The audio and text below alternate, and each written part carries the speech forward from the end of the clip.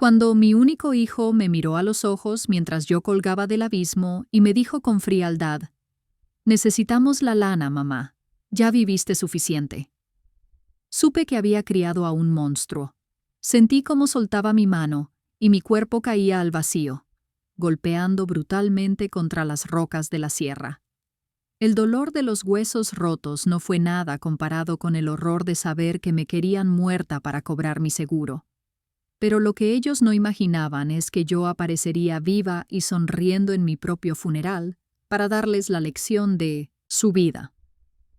Antes de que te cuente cómo logré sobrevivir a esta traición, suscríbete al canal y activa la campanita para no perderte ninguna historia. Este relato te demostrará hasta dónde puede llegar la codicia familiar y por qué nunca debes confiar ciegamente, ni siquiera en tu propia sangre. Te prometo que el desenlace te dejará sin palabras, así que acompáñame hasta el final.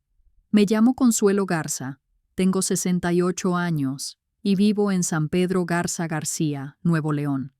Toda mi vida trabajé duro para levantar mi empresa de transportes y darle lo mejor a mi familia, sin saber que mi fortuna sería mi propia sentencia de muerte. Esta es mi historia. El humo de la leña de mezquite me hacía llorar un poco, pero no me quité de enfrente del asador ni un segundo. Ahí estaba yo, Consuelo Garza, la dueña de Transportes Garza, con mis casi 70 años encima y una cuenta bancaria que muchos envidiarían, asando yo misma el cabrito para el cumpleaños de mi único hijo. Las muchachas del servicio se acercaban nerviosas, queriendo quitarme el molcajete de las manos, diciéndome que me fuera a sentar al aire acondicionado, que para eso les pagaba, pero yo les decía que no con la cabeza, sin soltar la piedra volcánica. Ellas no entendían. Ellas no sabían que el sabor de la salsa no está en los chiles ni en el tomate asado, sino en el esfuerzo de las manos que lo muelen. Yo quería que Rogelio probara ese sabor, el mismo que teníamos cuando su papá y yo apenas teníamos para comer frijoles en la colonia Independencia antes de que el dinero nos cambiara la vida. Miré mi hedor y todo brillaba demasiado. Las copas de cristal cortado en la mesa larga del jardín chocaban con un tintineo fino cada vez que el viento de la sierra soplaba. Todo en mi casa de San Pedro era perfecto, frío y elegante. Pero yo me sentía más cómoda ahí, pegada al calor de las brasas, donde todavía me sentía viva.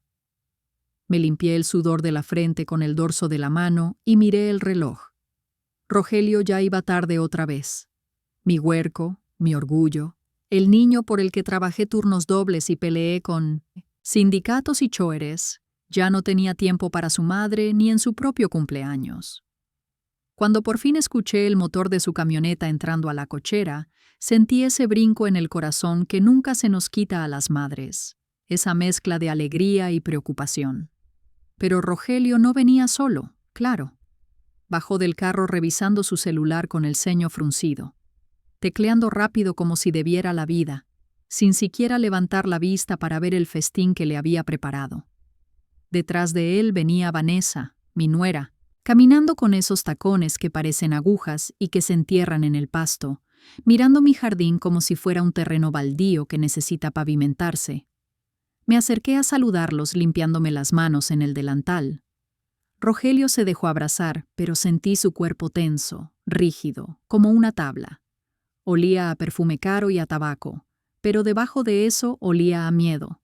Le dije que feliz cumpleaños, mi hijo, que le había hecho el cabrito al pastor como le gustaba de niño. Él apenas murmuró un gracias seco, con la mirada perdida en Mimot Sintini, la pantalla de su teléfono. Fue Vanessa la que rompió el momento. Me saludó con ese beso al aire que ni siquiera toca la mejilla y soltó una risita helada. Me dijo que me veía muy cansada, que a mi edad ya no debería estar jugando a la cocinera, que para eso había gente de servicio. Sentí el comentario como una cachetada con guante blanco, pero me aguanté. Nos sentamos a la mesa y el silencio pesaba más que el plomo.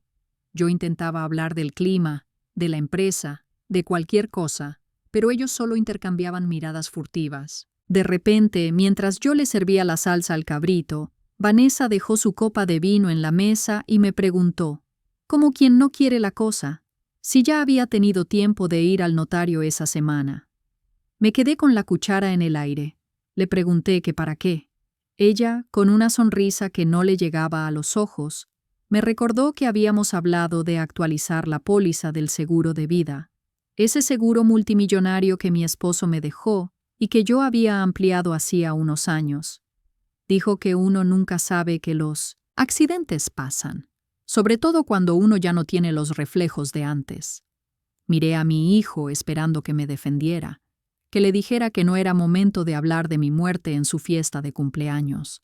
Pero Rogelio no dijo nada, solo siguió cortando la carne con fuerza, haciendo rechinar el cuchillo contra el plato de porcelana, sin mirarme a los ojos. En ese momento sentí un frío que no venía del aire acondicionado ni del viento de la sierra. Sentí el frío de darme cuenta de que en esa mesa de lujo, rodeada de mi familia, yo estaba completamente sola. Me di cuenta de que para ellos yo ya no era Consuelo, la madre que los amaba. Yo era un banco, un cajero automático que respiraba y estaban esperando impacientes a que se me acabara el saldo de vida para poder retirar el efectivo. Bajé la mirada a mi plato y el cabrito, mi orgullo, me supo a ceniza. Esa noche, después de que se fueron y me dejaron con la casa oliendo cabrito frío y a soledad, no pude pegar el ojo. Me quedé sentada en el estudio mirando los reconocimientos en la pared y una foto vieja. De cuando inicié Transportes Garza. 30 años habían pasado. 30 años de pelear contra un mundo de hombres, de negociar fletes a las 3 de la mañana y de oler a diésel en lugar de a perfume.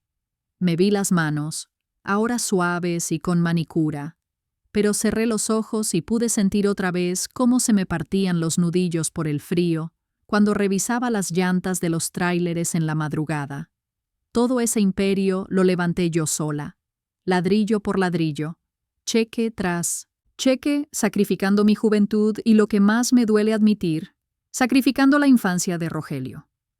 Mientras yo me mataba trabajando, turnos dobles para que a él no le faltara nada, para que tuviera los mejores tenis y fuera a los colegios más caros de San Pedro, él crecía solo o con nanas que no lo querían como yo. Tal vez por eso pensé esa noche con un nudo en la garganta. Mi hijo se convirtió en un extraño que solo me busca cuando necesita que le firme un papel.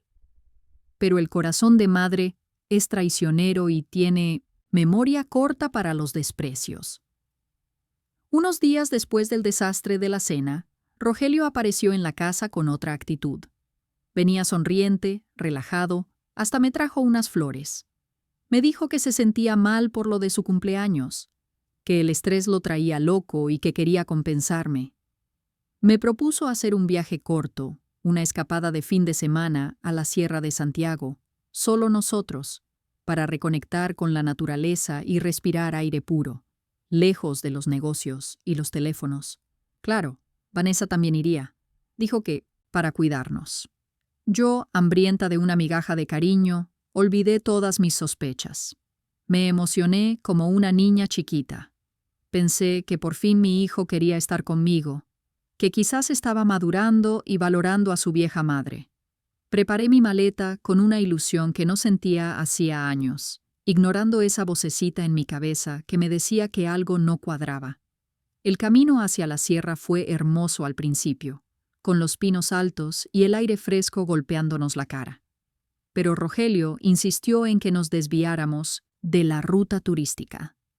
Dijo que conocía un mirador secreto, uno donde se veía toda la inmensidad de las montañas sin gente estorbando. Caminamos mucho, más de lo que mis rodillas aguantaban, adentrándonos en senderos llenos de piedra suelta y maleza. Yo iba cansada, jadeando, pero no me quejé porque veía a Rogelio animado guiándome. Llegamos a un punto donde el camino se cortaba en seco ante un barranco profundo, una caída libre hacia la nada. Me acerqué a la orilla para ver la vista que tanto prometían y sentí un mareo, repentino. Fue en ese segundo cuando el piso de grava traicionera se movió bajo mis botas, que todo pasó en cámara lenta. Resbalé. Fue un tropiezo tonto de esos que se arreglan con un susto y una mano amiga.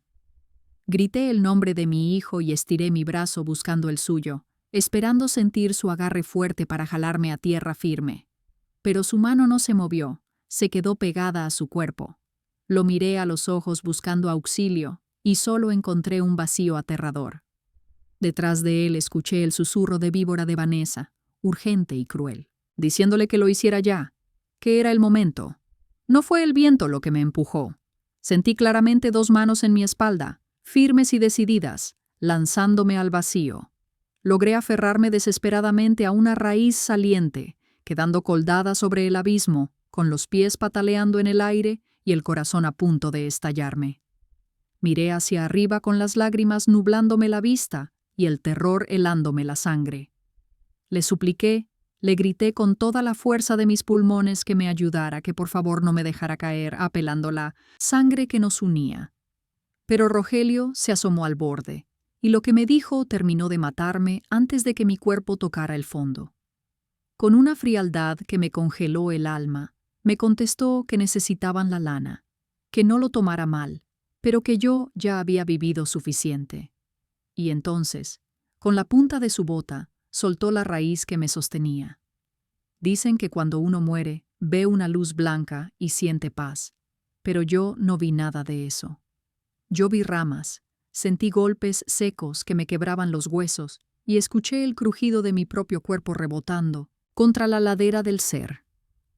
Después solo hubo oscuridad y un olor intenso a tierra mojada y a pino. No sé cuánto tiempo estuve ahí tirada, inconsciente, en el fondo de ese barranco donde mi propio hijo me había tirado como si fuera una bolsa de basura. Cuando por fin abrí los ojos, el dolor fue tan agudo que me cortó la respiración.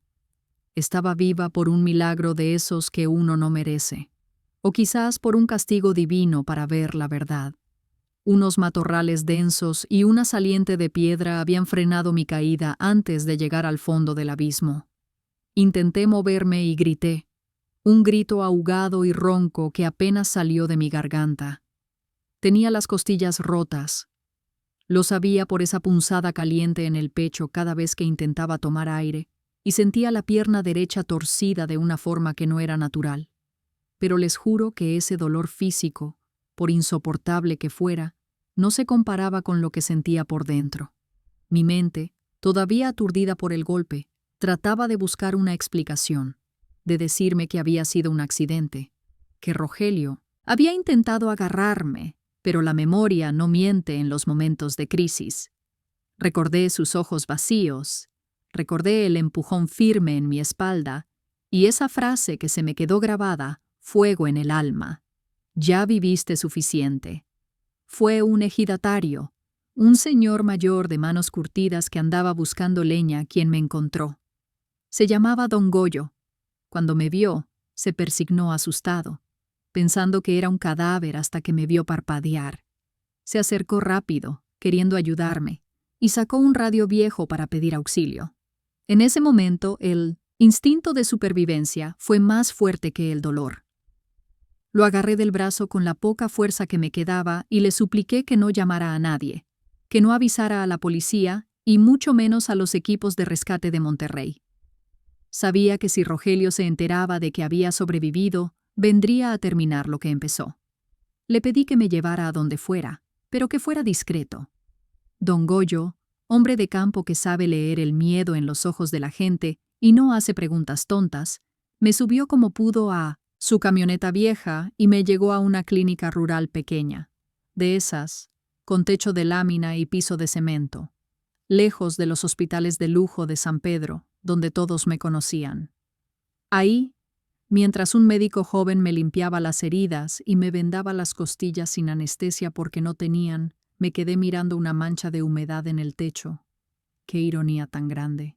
Yo, Consuelo Garza, dueña de una fortuna, estaba siendo tendida en una camilla oxidada, escondida como una criminal, mientras mi hijo seguramente brindaba por mi muerte en nuestra mansión. Lloré. Pero no por las heridas. Lloré en silencio con lágrimas amargas que me quemaban la cara, dándome cuenta de que había criado a mi propio verdugo. Me preguntaba en qué momento mi niño, al que le curaba las rodillas raspadas, Se había convertido en ese monstruo capaz de matar a su madre por dinero. Cuando logré estabilizarme un poco, le pedí prestado el teléfono al doctor. Mis manos temblaban tanto que apenas pude marcar el número de mi abogado personal, el licenciado Martínez, un hombre de mi entera confianza desde hacía 30 años. Cuando escuchó mi voz, se quedó mudo. Pensaba que era una broma de mal gusto o un fantasma, porque según él ya le habían notificado mi fallecimiento. Le tuve que explicar rápido y bajito que estaba viva, pero que necesitaba que él fuera mis ojos y mis oídos afuera. Lo que me dijo el licenciado me heló la sangre más que la noche en la sierra. Me confirmó que Rogelio no había perdido el tiempo. Apenas unas horas después de tirarme, ya había reportado mi caída como un trágico accidente. Me dijo que mi hijo estaba actuando el papel de viudo doliente a la perfección, con un llanto falso que conmovía a todos, pero que al mismo tiempo, con una eficiencia escalofriante, ya había iniciado los trámites urgentes para el acta de defunción. Y lo más importante para él, ya estaba reclamando el cobro inmediato del seguro de vida por muerte accidental. No hubo búsqueda de cuerpo. No hubo intento de rescate. Simplemente asumieron que estaba muerta y pasaron a la ventanilla de cobro. Ahí, en esa clínica pobre, entendí que la guerra había empezado y que aunque mi cuerpo estaba roto, mi voluntad estaba intacta. Iba a recuperarme y ellos no sabrían que los golpeó hasta que me vieran entrar por la puerta. Llegué a mi propio funeral justo a tiempo para escuchar el discurso de despedida. Me contaron después que habían elegido las capillas más lujosas de Bayo Oriente, esas donde el mármol brilla tanto que uno se ve reflejado en el suelo y donde la muerte se disfraza de evento social. Desde la entrada oculta por un momento, escuché la voz de Rogelio. Estaba en el podio, actuando el papel de su vida, con la voz quebrada y hablando de cuánto me iba a extrañar, de la madre abnegada que fui, y de cómo el destino cruel me había arrebatado de su lado. La hipocresía flotaba en el aire más espesa que el olor a nardos y coronas fúnebres. Era una escena perfecta, un teatro montado para cobrar un cheque y yo estaba a punto de bajar el telón de golpe. Hice una señal a mi abogado, el licenciado Martínez, y él empujó con fuerza las puertas dobles del salón principal. El estruendo de la madera golpeando contra la pared retumbó en todo el recinto, silenciando de tajo los murmullos y los sollozos falsos. Entré en mi silla de ruedas con el cuerpo vendado, el pie en la cara llena de raspones que todavía sangraban un poco, pero con la cabeza más alta que nunca. El silencio que se hizo fue sepulcral, un vacío absoluto donde se podía escuchar hasta la respiración contenida de los presentes. Nadie se movía. Todos los ojos de la alta sociedad de Monterrey se clavaron en mí como si estuvieran viendo a un espectro salir de la tumba. Vanessa fue la primera en reaccionar, o más bien, su cuerpo la traicionó. Estaba parada en primera fila, vestida de negro riguroso y con gafas oscuras, y del impacto soltó la copa de vino que sostenía. El sonido del cristal estallando contra el piso de mármol y el líquido rojo manchando la alfombra blanca fue el único ruido que rompió la parálisis. Rogelio se quedó petrificado en el atril con la boca abierta y el color drenándose de su cara hasta quedar pálido como la cera. Me miraba con terror, no con alivio. Sus manos temblaban tanto que tuvo que soltar el micrófono para no tirarlo. El licenciado me llevó hasta el frente, abriéndonos paso entre la gente que se apartaba asustada. Me detuve justo enfrente de mi hijo. Él intentó componerse, trató de salvar la situación ante los cientos de testigos y balbuceció algo patético. Con voz temblorosa, se atrevía a decir que aquello era un milagro, que Dios me había devuelto a la vida. Sentí una náusea profunda al escucharlo invocar a Dios después de lo que había hecho. Con un esfuerzo que me costó lágrimas de dolor físico, me levanté un poco de la silla y tomé el micrófono que él ya no podía sostener. Mi voz sonó rasposa, pero firme, amplificada por las bocinas, para que no quedara duda alguna. Le dije que no se confundiera, que no había ningún milagro ahí, le dije, mirándolo fijamente, a esos ojos que una vez adoré, que era mala hierba la que nunca muere, y que había regresado del infierno solo para ver con mis propios ojos cómo planeaban gastarse mi dinero antes de que mi cuerpo siquiera se enfriara. El murmullo de la gente empezó a crecer, una ola de shock y escándalo. Pero yo no había terminado. Rogel intentó acercarse, tal vez para abrazarme y fingir demencia, o tal vez para callarme, pero se detuvo en seco cuando vio quién entraba detrás de mí. No vine sola. 2 oficiales de la policía ministerial cruzaron las puertas, seguidos por el fiscal. No miré a mi hijo con odio en ese momento. El odio requiere una energía que ya no tenía. Lo miré con una decepción infinita, esa que siente una madre cuando se da cuenta de que su obra maestra se pudrió por dentro. Saqué mi celular del bolsillo de mi bata de hospital, ese teléfono que había sobrevivido a la caída igual que yo, y se lo entregué al fiscal frente a todos.